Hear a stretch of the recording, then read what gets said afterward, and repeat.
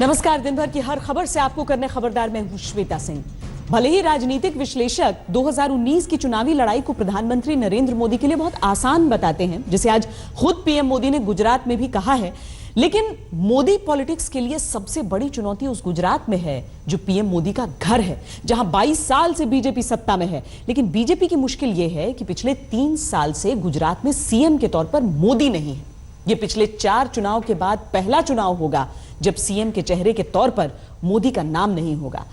यही बीजेपी की मुश्किल भी है। मुश्किल यह भी है कि गुजरात चुनाव से ठीक पहले कांग्रेस के उपाध्यक्ष राहुल गांधी भी नए राजनीतिक अवतार में आए हैं, जिसमें राहुल गांधी और कांग्रेस की आक्रामक जमीनी कैंपेन और सोशल मीडिया कैंपेन है।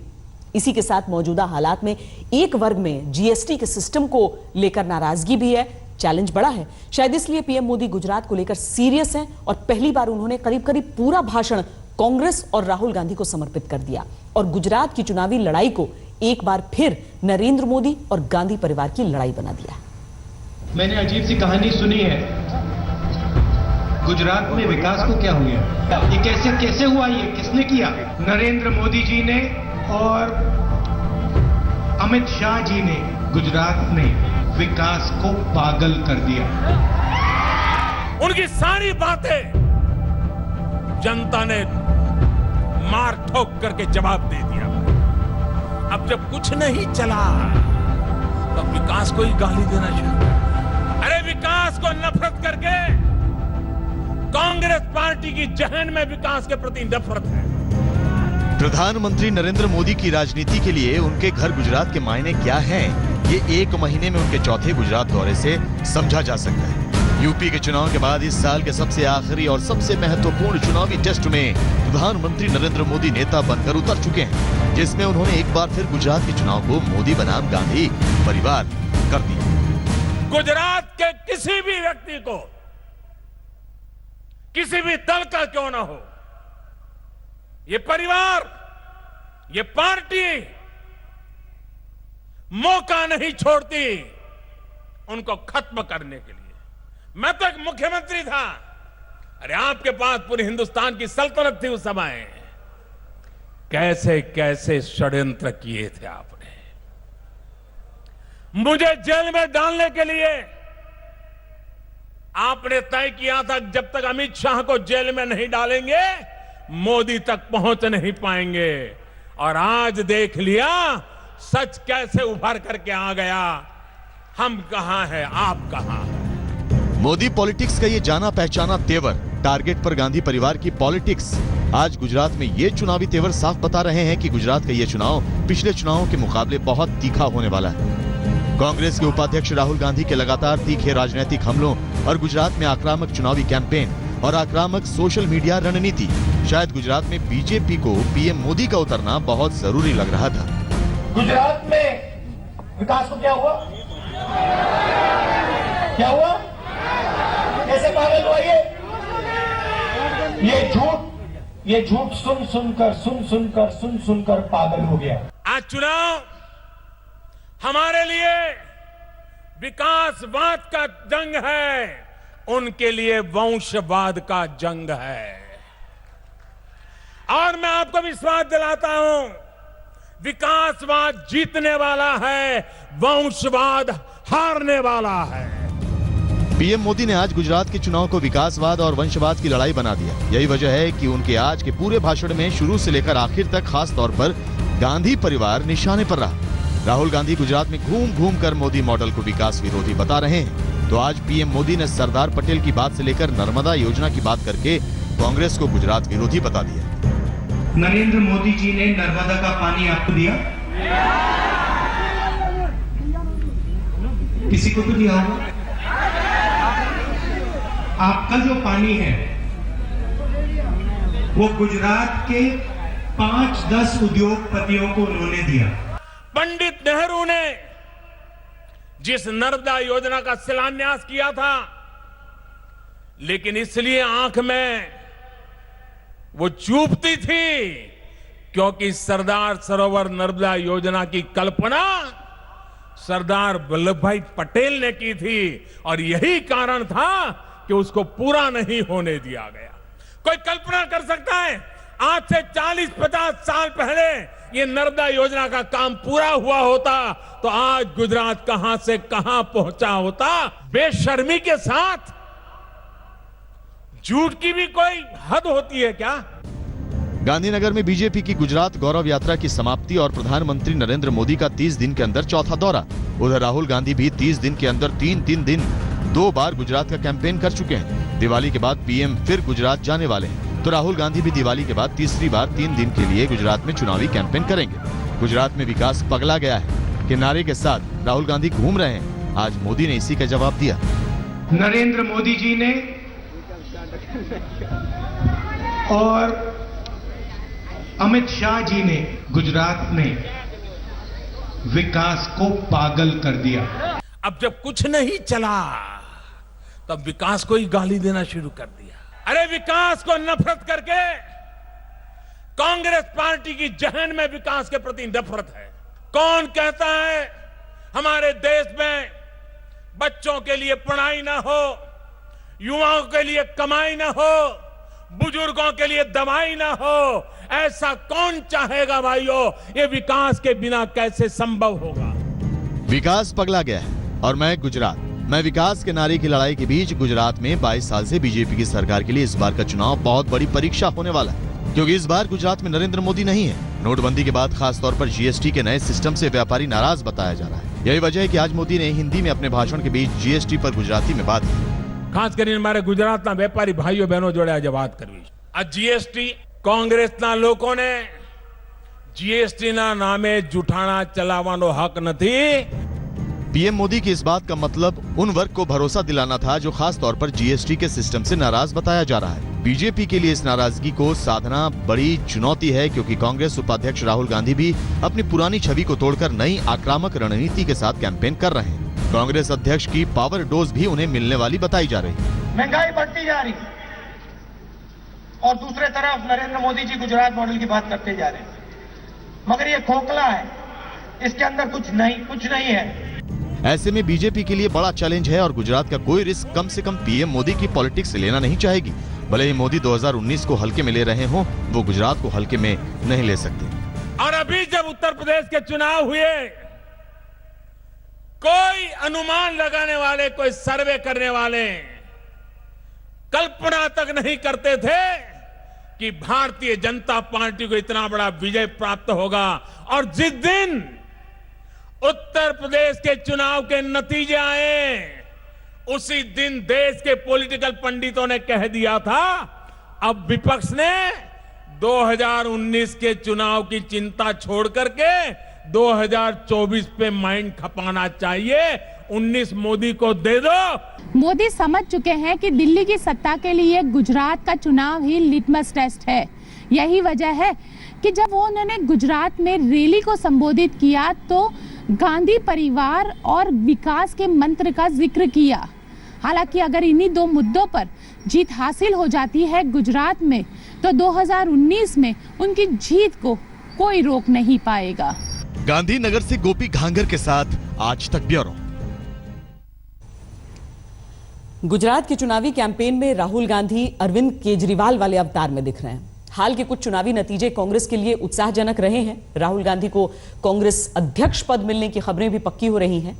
ये गुजरात चुनाव से पहले राहुल गांधी के लिए पावर डोज हो सकती है। गुजरात में बीजेपी के लिए ऑल इज वेल नहीं है। ऐसे में पीएम मोदी का खुद चुनावी मैदान में उतरना तय दिख रहा है, जिसके आज पूरे संकेत भी मिल गए। खबरदार में अब बात आज की दूसरी बड़ी खबर की। आरुषि केस में हाईकोर्ट से बरी हुए राजेश और नुपुर तलवार की आज आखिरकार रिहाई हो गई।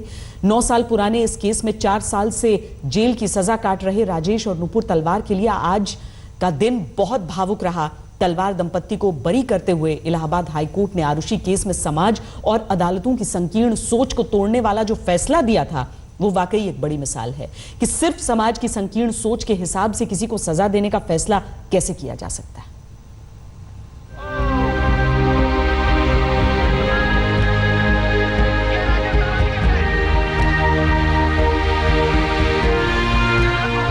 गाजियाबाद की डासना जेल से निकले राजेश और नुपुर तलवार एक पल के लिए जेल के गेट के बाहर ठिठक गए। शाम को 4:55 पर उनके जहन में 4 साल जेल की जिंदगी के तिल तिल बिताए पल ही नहीं, बेटी आरुषि के कत्ल के बाद 9 साल की जिल्लत भरी जिंदगी भी है।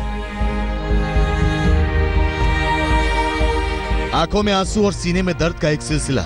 अपनी ही बेटी के कत्ल के इल्जाम में 9 साल तक तिल तिल कर जी रहे तलवार दंपत्ति जेल से बाहर आने के बाद जिंदगी की बिखरी कड़ियां सुलझाने में लग गए।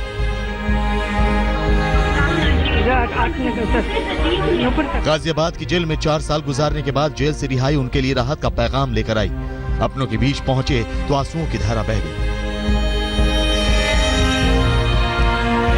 और अब जो है ये आप तस्वीरों में देख सकते हैं, बोलेंगे आप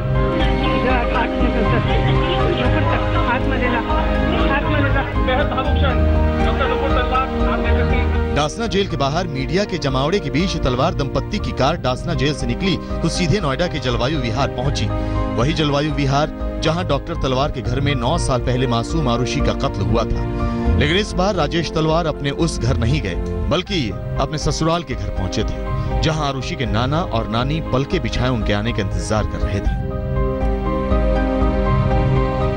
नुपुर तलवार की मां आप सामने देख सकते हैं, आरुषि की नानी आरती उतारने के लिए अपनी बेटी का इंतजार कर रही हैं और थाली उन्होंने सजा रखी है, आरती की थाली है जो उन्होंने सजा रखी है। और आप देख सकते हैं कि इस वक्त सामने से जो है डॉक्टर नुपुर तलवार और आरुषि तलवार के माता पिता जो है वो देख सकते हैं, नुपुर तलवार और राजेश तलवार आ गए। सर कुछ बोलेंगे, सर कहना चाहेंगे, सर कुछ कहेंगे? आप देख सकते हैं तस्वीरों में ये डॉक्टर राजेश तलवार, नुपुर तलवार, ये उनकी माता जी उनकी आरती उतार रही हैं, उनका तिलक कर रही हैं। और जेल से आने के बाद बेहद भावुक क्षण ये है दोनों के लिए, आप देख सकते हैं ये तस्वीरों में। और अब जो है ये आप तस्वीरों में देख सकते हैं, नुपुर की मां ने बेटी और दामाद को बरसों बाद अपने घर में देखा। वो तो आरती की थाल लिए बेटी दामाद का इंतजार कर रही थी। जैसे ही नुपुर ऊपर पहुंची, मां ने उनकी आरती उतारी। अब तक जो दर्द नुपुर तलवार के भीतर दफन था, मां को सामने देखते ही वो लावा बनकर आंखों से बाहर आ गया। मां से लिपट गई नुपुर तलवार। मां बेटी दोनों की आंखें गंगा जमुना बन गई। दोनों के लिए ये बेहद भावुक क्षण था। मां बेटी काफी देर तक यूं ही एक दूसरे को गले लगाए रोती रही। दोनों का दर्द आंखों के रास्ते बाहर बहने लगा। इससे पहले मीडिया के कैमरों से बचते हुए तलवार दंपत्ति सीढ़ियां चढ़कर ऊपर पहुंचे। जलवायु विहार में नुपुर तलवार अपने मायके के घर में पहुंच गई। नीचे मीडिया का जमावड़ा था। इस दौरान राजेश तलवार के भाई दिनेश तलवार मीडिया पर ही भड़क उठे। इसे मत करिए, हमें आपसे बहुत उम्मीद है। तलवार परिवार ने पिछले 9 सालों से दिवाली नहीं मनाई थी, क्योंकि 9 साल पहले उनकी लाडली आरुषि की हत्या हो गई थी। उसके बाद से ही पूरा परिवार लगातार सदमों का शिकार होता रहा, यहाँ तक कि 4 साल तक तलवार दंपत्ति को जेल में गुजारने पड़े। इस बार दिवाली उनके लिए राहत का पैगाम लेकर आई। दिवाली से हफ्ते भर पहले न सिर्फ इनकी आजादी का पैगाम लेकर आई, बल्कि उनके दामन से बेटी के कत्ल का दाग भी इस दिवाली से पहले ही धुल गया। रविशपाल सिंह और अरविंद ओझा के साथ पुनीश शर्मा, गाजियाबाद, आज तक। ये तो आपने सुना होगा कि इतिहास खुद को दोहराता है, लेकिन क्या इतिहास बदला जा सकता है? ये सवाल आप किसी इतिहासकार से करेंगे तो वो आपके सवाल को मजाक में उड़ा देगा, लेकिन यही सवाल अगर बीजेपी के किसी नेता से पूछेंगे तो इतिहास बदलने की गारंटी ले लेगा, जैसा कि बीजेपी विधायक संगीत सोम ने किया। उत्तर प्रदेश में मेरठ के सरधना से बीजेपी विधायक और 2013 के मुजफ्फरनगर दंगों के आरोपी संगीत सोम ने एक जनसभा में मोहब्बत की निशानी माने जाने वाले ताजमहल को मुगल शासकों द्वारा हिंदुओं पर किए गए अत्याचार की निशानी बताया है। दावा किया है कि इतिहास बदलने के मिशन पर निकल चुकी उत्तर प्रदेश की योगी सरकार विश्व धरोहर ताजमहल के इतिहास को दोबारा लिखने की शुरुआत कर चुकी है।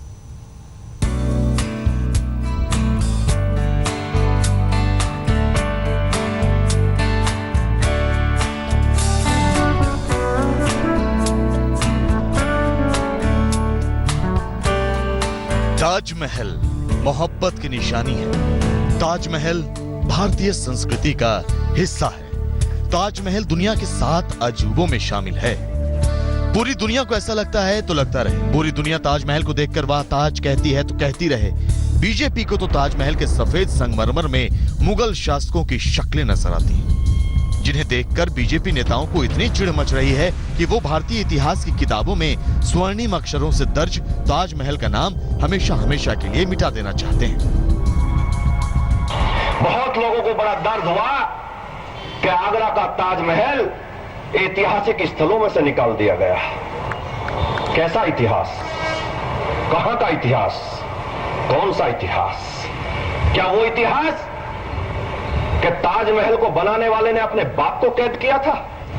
ऐसे लोगों का अगर आज भी इतिहास में नाम होगा तो ये दुर्भाग्य की बात है, और मैं गारंटी के साथ आपसे कहता हूं कि इतिहास बदला जाएगा। इतिहास बदल रहा है। मुगल बादशाह शाहजहां ने अपनी बेगम मुमताज की याद में ताजमहल का निर्माण करवाया था, जो 1648 में बनकर तैयार हुआ। ताजमहल 1983 से वर्ल्ड हेरिटेज साइट्स की लिस्ट में शामिल है, लेकिन कुछ ही दिन पहले यूपी सरकार ने ताजमहल को पर्यटक स्थलों की लिस्ट से बेदखल करके बता दिया कि बीजेपी के हिंदू एजेंडे पर ताजमहल फिट नहीं बैठता। जो ताजमहल दुनिया के 7 अजूबों में शामिल है, वो ताजमहल बीजेपी के नेताओं को भारतीय इतिहास पर कलंक लगता है। बीजेपी विधायक संगीत सोम इस कलंक को भारतीय इतिहास से धो देना चाहते हैं। आज उत्तर प्रदेश और हिंदुस्तान की सरकार उस इतिहास को सही रास्ते पर ले जाने का काम कर रही है, किताबों के अंदर लाने का काम कर रही है। भगवान रामचंद्र जी से लेकर कृष्ण जी से लेकर महाराणा प्रताप तक का इतिहास, शिवाजी राज तक का इतिहास आज किताबों में लाने का काम कर रही है। और कलंक कथा जो किताबों में लिखी गई है, चाहे अकबर हो, चाहे औरंगजेब हो, चाहे बाबर हो, उनके इतिहास को निकालने का काम कर रही है सरकार को। संगीत सोम मेरठ की सरधना सीट से बीजेपी के विधायक हैं। 2013 के मुजफ्फरनगर दंगों के आरोपी हैं। खुद को हिंदू धर्म का ठेकेदार दिखाने की कोशिश करते हैं। जिनकी जीभ मुसलमानों के प्रति जहर उगलने में माहिर है, लेकिन इतिहास की जानकारी उतनी ही रखते हैं जितनी भाषण की स्क्रिप्ट के लिए जरूरी है। ताजमहल पर संगीत सोम के ऐतिहासिक ज्ञान के जवाब में अज़दुद्दीन ओवैसी ने उन ऐतिहासिक धरोहरों की गिनती गिना दी जो अकबर, बाबर, औरंगजेब जैसे कथित जाने माने गद्दारों ने बनवाई थी। अब आप बताइए कि ताजमहल को अगर कोई मजहब की ऐनक लगाकर देख रहा है तो इससे बड़ी बदबख्ती की और क्या बात हो सकती है कि उसको आप कह रहे हैं कि ये हमारे एक धब्बा है। कहाँ का है भाई? अगर ताजमहल अगर गद्दारों ने बनाया तो फिर लाल किले पर ठहर कर मिस्टर मोदी बहैसियत वजीर आजम हमारा तिरंगा क्यों लहराते हैं? फिर हैदराबाद हाउस भी तो किसी गद्दार ने बनाया होगा, जहाँ पर ओबामा को मिस्टर मोदी ने अपने हाथों से चाय पिलाई 25 लाख का सूट पहनकर। तो आप इतिहास बदलने के लिए कहां-कहां चले जाएंगे? यूपी सरकार की टूरिस्ट डेस्टिनेशन की बुकलेट से ताजमहल को आउट करने का अजूबा फैसला करने वाली बीजेपी को संगीत सोम के बयान का बचाव करना मुश्किल हो गया। तो ताजमहल को भारतीय इतिहास का कलंक कहने वाले अपने फायर ब्रांड नेता के बयान को बीजेपी ने अपनी धरोहर मानने से इनकार कर दिया। बीजेपी ने संगीत सोम के बयान से तो किनारा कर लिया, लेकिन बीजेपी योगी आदित्यनाथ के उस बयान से किनारा नहीं कर पाई जिसमें उन्होंने ताजमहल को भारतीय संस्कृति का हिस्सा मानने से इनकार कर दिया था और कहा था कि ताजमहल एक इमारत के अलावा कुछ भी नहीं। यहाँ पर लोगों ने भारत की परंपरा को जोड़ दिया ताजमहल के साथ। ताजमहल एक पर्यटक स्थल हो सकता है, लेकिन भारत की पूर्ण पहचान हो, मैं नहीं मानता। भारत की पहचान वेदों से हो सकती है, भारत की पहचान रामायण से हो सकती है, भारत की पहचान श्रीमद् भगवत गीता से हो सकती है। जिस तरह ताजमहल का दीदार करके दुनिया के मुंह से अनायास ही वाह ताज निकलता है, उसी तरह ताजमहल को देखकर बीजेपी नेताओं के दिल से आह ताज निकल रहा है। वो अलग बात है कि जब भी ताजमहल को लेकर बीजेपी के दिल की बात जुबान पर आती है तो विरोधी उनकी बोलती बंद कर देते हैं। ताजमहल सिर्फ उत्तर प्रदेश या भारत की धरोहर नहीं है, ताजमहल विश्व धरोहर है। लेकिन नफरत की राजनीति करने वालों को मोहब्बत की निशानी ताज के इतिहास से एतराज है। हिंदुस्तान के इतिहास से ताजमहल की निशानियां मिटा देने की हसरत पालने वाले लोगों की सोच दुनिया के 8वें अजूबे से कम नहीं है। मेरठ से उस्मान चौधरी के साथ आज तक ब्यूरो। भले ही यूपी की योगी सरकार ने ताजमहल पर अपने विधायक संगीत सोम के विचारों को अपनी धरोहर मानने से इनकार कर दिया है, लेकिन इस बात से कोई इनकार नहीं कर सकता कि योगी सरकार अपनी धार्मिक धरोहरों के प्रमोशन पर विशेष ध्यान देने के लिए विश्व धरोहर ताजमहल को कुछ ज्यादा ही नजरअंदाज कर रही है, जिसका असर ये हुआ है कि जहां 2015 में ताजमहल को देखने के लिए 65,10,000 देशी विदेशी पर्यटक पहुंचे थे, वहीं 2016 में ताजमहल को देखने आने वाले पर्यटकों की संख्या घटकर 62,40,000 रह गई। इन आंकड़ों को देखकर कोई भी ये दलील दे सकता है कि ताजमहल देखने आने वालों की संख्या में इतनी भी कोई कमी नहीं आई है कि हंगामा खड़ा किया जाए, लेकिन इस बात को नजरअंदाज नहीं किया जा सकता कि योगी सरकार के आने के बाद ताजमहल के संरक्षण और पुनर्निर्माण का खर्च कई गुना घट गया है। पिछले साल लोकसभा में केंद्रीय पर्यटन मंत्री महेश शर्मा ने बताया था कि वित्त वर्ष 2015-16 में ताजमहल की टिकटों की बिक्री से 23 करोड़ 88 लाख रुपए की कमाई हुई थी, जिसमें से 3 करोड़ 66 लाख रुपए ताजमहल के संरक्षण और पुनर्निर्माण पर खर्च किए गए थे। जबकि वित्त वर्ष 2016-17 के शुरुआती 3 महीनों में ताजमहल की टिकटों की बिक्री से 8 करोड़ 30 लाख रुपए की कमाई के बावजूद सिर्फ 24 लाख 71 हजार रुपए खर्च किए गए। यानी आंकड़े भी गवाही देते हैं कि भले ही ताजमहल दुनिया की धरोहर हो, लेकिन बीजेपी ताजमहल को मुस्लिम शासकों की धरोहर मानती है, इसीलिए इतिहास से ताजमहल का नामो निशान मिटा देना चाहती है। बीजेपी भले ही खुलकर इसका ऐलान न कर पाए, लेकिन योगी सरकार की सरकारी योजनाएं एंटी ताजमहल पॉलिसी की पोल खोल देती हैं। बहुत लोगों को बड़ा दर्द हुआ कि आगरा का ताजमहल ऐतिहासिक स्थलों में से निकाल दिया गया। दुख इस बात से नहीं हुआ जनाब कि ताजमहल को योगी सरकार ने ऐतिहासिक स्थलों की लिस्ट से निकाल दिया। अजूबा तो इस बात का है कि जो ताजमहल पूरे विश्व की धरोहर है, उस ताजमहल को योगी सरकार ने अपनी धरोहर मानने से ही इनकार कर दिया है। कि पिछले बहुत सालों में इस हिंदुस्तान में और उत्तर प्रदेश में जो इतिहास बिगाड़ने का काम किया है, आज उत्तर प्रदेश और हिंदुस्तान की सरकार उस इतिहास को सही रास्ते पर ले जाने का काम कर रही है।